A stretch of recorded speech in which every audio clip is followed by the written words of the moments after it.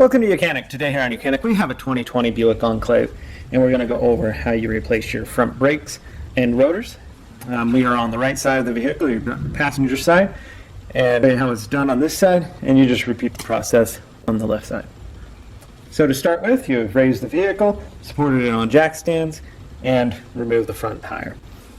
So with the front tire removed, we can now gain access to be able to remove the caliper and the carrier so that we can remove the rotor to replace the rotor. We have one T30 set screw here that holds this rotor on. If you can't get it out and you have to drill it out, it's no big issue because it is not a requirement to have it on there. It's just to help you be able to assemble. It's for the assembly line, but it also does help if you do have it to be able to hold the rotor in place while you're putting the carrier and the caliper back on. So with that raised up, we can go ahead and turn our steering wheel to the right to give us easier access to undo the bolts that we need to. So these are a size 17.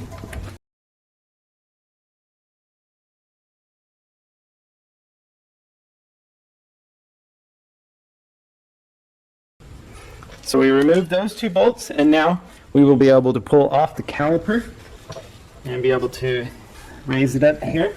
You'll want to support the caliper so that you're not causing pressure on the brake line itself. So we have our caliper hung up there, and now we can just pop this hardware off, pop these brakes out. We have new hardware shims, so we will pop those off. I like to give it a good spray. You don't have to. Of some brake clean to keep that brake dust down while we take other components off. And so now we need a size 21 on the back here. I'm able to remove the carrier to get the rotor off.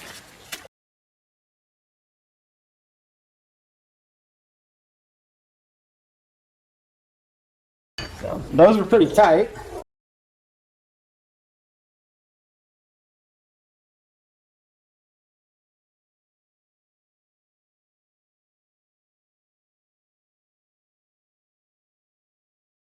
Pull that off to be able to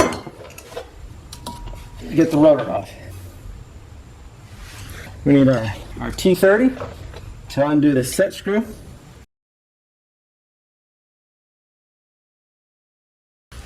We undo the set screw. We're able to knock and pull this rotor off. Sometimes you'll need a lot larger hammer to be able to get this to break free. Alright, so with our rotor off, you want to clean this up a little bit if needs be. Wire brush if need be. This came off quite easy, so didn't need a ton on there. So you would take a new rotor. The customer states they just want to have this rotor, but I'm going to show you how it's done. So you'll take your new rotor and be able to place it back on here. Find the alignment for the set screw. Again, only if you have it. It's not actually necessary. It does help though. Tighten that just to snug. Nothing crazy. And now we can go ahead and we'll just go ahead and install the carrier.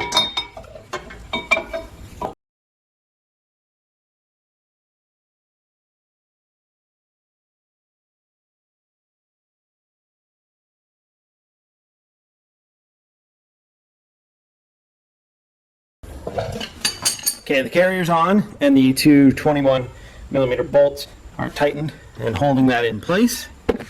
Now with the carrier we want to lube the glide pins up. So we're going to pull them out, clean the old grease off.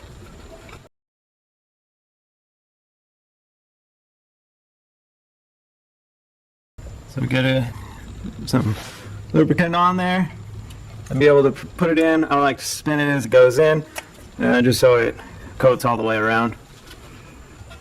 Do the same on the bottom one. Pull that out. Put a grease on there.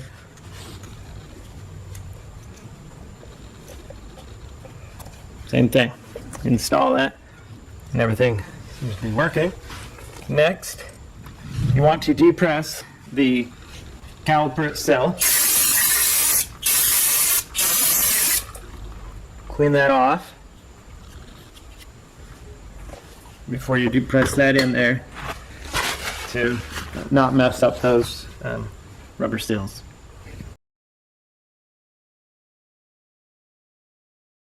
You can use various different types of pressing methods. I like to use the old brake pad to be able to get a good even press back on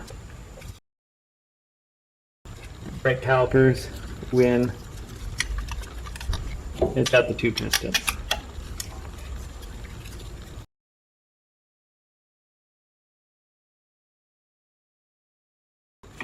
Alright, we've pressed those caliper pistons back. Now we are good to start loading up the carrier with the brake pads, and then we can put the caliper back on. So you're going to take your new shims, line them up,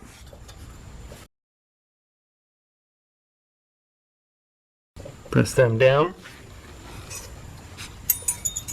on the bottom.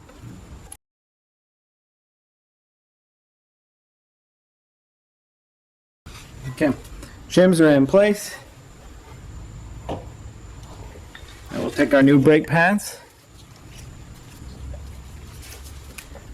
install it with the wear sensor on the inside. This has to go on the bottom.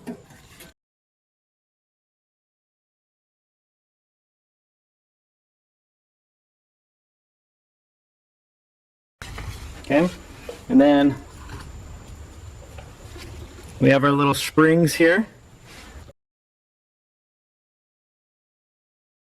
which are designed to back the brakes off of the rotor when you're not using the brakes, so that you don't wear the brakes out.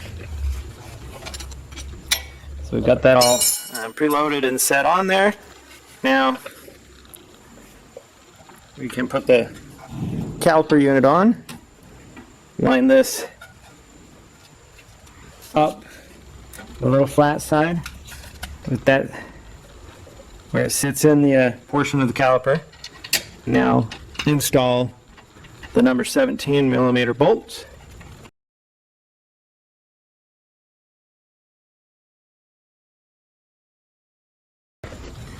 Tighten those up and then repeat for the other side. And do both sides, and then when you're done, you want to make sure that you pump the brake a few times before you start driving to be able to press the caliper out so that you're closer to the brakes and so that you'll stop like you're supposed to. And of course you'll put the tire on and torque that to spec. Thanks for watching YOUCANIC, where you can be the mechanic.